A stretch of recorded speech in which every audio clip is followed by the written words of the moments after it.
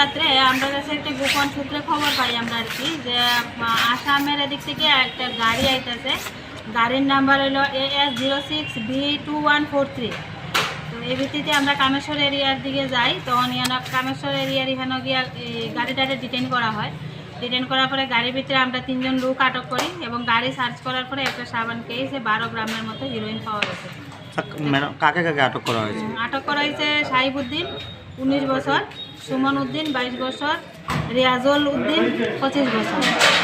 তিনজনের বাড়ি কোথায়? তিনজনের বাড়ি আসাম, এক বাড়ি গ্রাম পাতারখান্দি এরিয়া।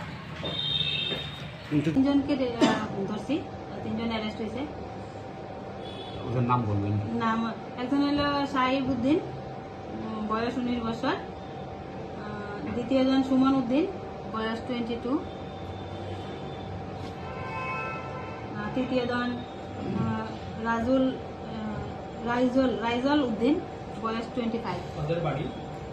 তাদের বাড়ি আসাম, বাড়িগ্রাম পাতারখান্দি এরিয়া।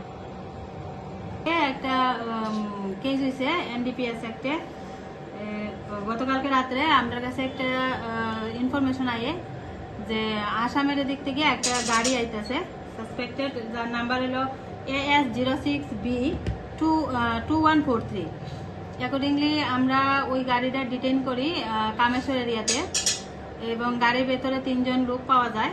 তারপরে গাড়িটা সার্চ করার পরে একটা ব্রাউন সুগারের কেস পাওয়া যায়, যার অনুমান ওজন 12 গ্রাম। তারপরে একটা NDPS একটা কেস হয়েছে, কেস নাম্বার 05/24, সরি 06/24। একটু